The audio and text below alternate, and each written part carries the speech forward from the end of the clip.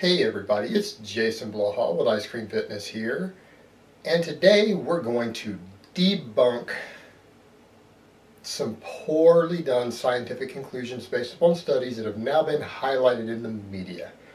But hold on, let me give you guys a bicep shot first.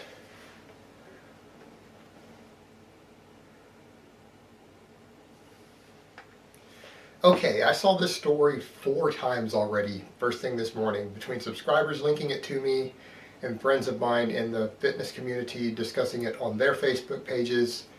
So this really needs to be discussed because I personally advocate and promote the use of fish oil supplementation, but a news story has run discussing a possible link between fish oil consumption and prostate cancer. Let's break this down. I want to approach this from a couple different angles. So I'm going to link that news story down below and you guys can see the discussions on it if you want. It's going to be down in the description box below. But a couple of things really bother me. First of all, this is epidemiological correlational data, which in nutrition is considered to be the lowest possible form of evidence you can produce. It is considered to be the very weakest. It's useful sometimes for finding trends to do other research, but you cannot take correlation to equal causation. So let's address that first. And what I mean there is that just because two things are associated with each other doesn't mean that one causes the other. And I'll put this in terms that the layman can understand, particularly in America, and this is going to bring this home to a lot of people. Look at prison rates and arrest rates in the United States and look at ethnicity. We know that out of the 3 major demographic groups, that it works in the order of the highest rates of incarceration in prison for violent crimes are African Americans, then Hispanics, and then Caucasians at the bottom. So correlation, if someone were to try to draw causation from correlation, they would say, well, clearly skin pigmentation and the amount of melanin in someone's skin predisposes them to committing violent crimes. It makes them more violent, more aggressive, more antisocial. When there is no biological explanation for how this could possibly be, there's no biological basis for this statement. Just like in this other study, the researchers said they cannot draw any causation here. They have no biological explanation for why the DHA in fish oil could possibly cause prostate cancer. It would be the same as making this sort of statement here because, well, they're associated together, so clearly that's the cause. Well, it doesn't work that way.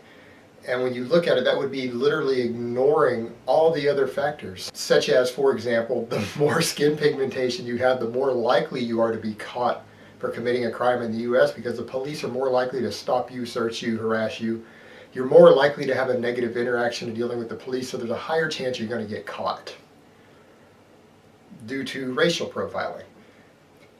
There is the fact that it's very possible that more people from those groups get framed by the police because of racial profiling and other problems. There's also the factor that there's socioeconomic and cultural factors involved because we know beyond a reasonable doubt, and all the criminology data suggested, that poverty, access to resources, and access to education are all associated with crime rates. So the less access you have to resources and education and the poorer you are, the higher the chance that you're going to commit violent crimes in your life. And it's a huge, huge correlation. And in this case, there seems to be actual psychological causation for it. It's been studied and it is definitely a huge link there. So if we just ignored all of that and just said, well, because they go hand in hand as a skin pigmentation, it would be profoundly ignorant and it would be moronic for someone to say that. It's not to say that people haven't tried to, but there are moronic and ignorant people in the world. So it's the same when we go to this fish oil thing. How do we know there are not other factors involved, especially when they cannot find a causation?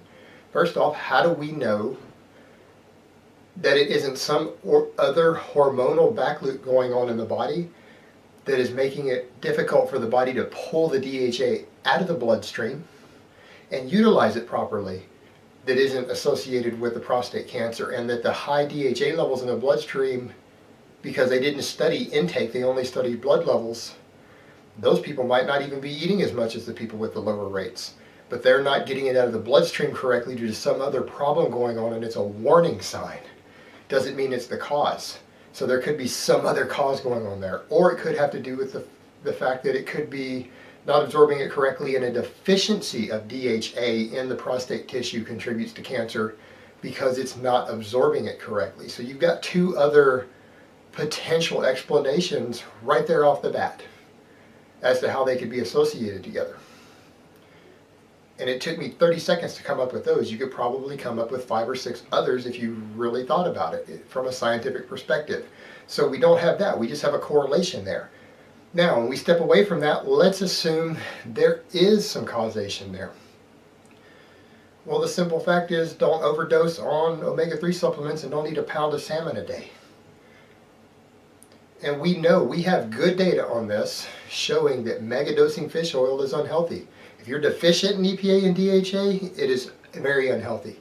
If you overdose on it, it's also unhealthy. It actually compromises your immune system and lowers the function of your immune system if you start consuming 10 or 11 of those capsules a day. And that's why most experts who study this stuff tell you that no more than 3 to 5 of the regular strength fish oil capsules a day.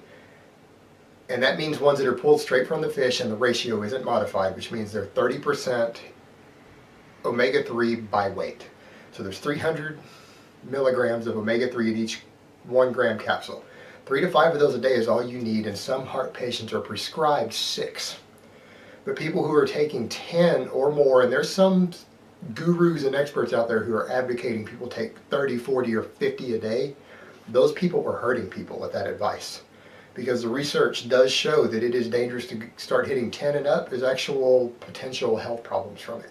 So this goes back to people are taking more than the advised amount of something in that case. And if you're taking more than the safe limit of something, then you should expect problems. But that doesn't mean that the product itself or the substance itself is dangerous, particularly something that has health benefits that we can measure when used in the correct amounts.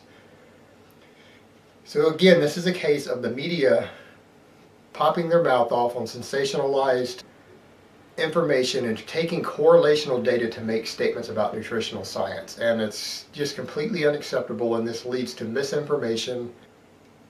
And at the end of the day, even the researchers have admitted this is purely correlational. We don't actually have an explanation for how the actual DHA could contribute to prostate cancer. They've only found a link between levels in the blood in it. Alright guys, that's really all I have to say on that today. I hope it has been informative, and I will talk to you next time.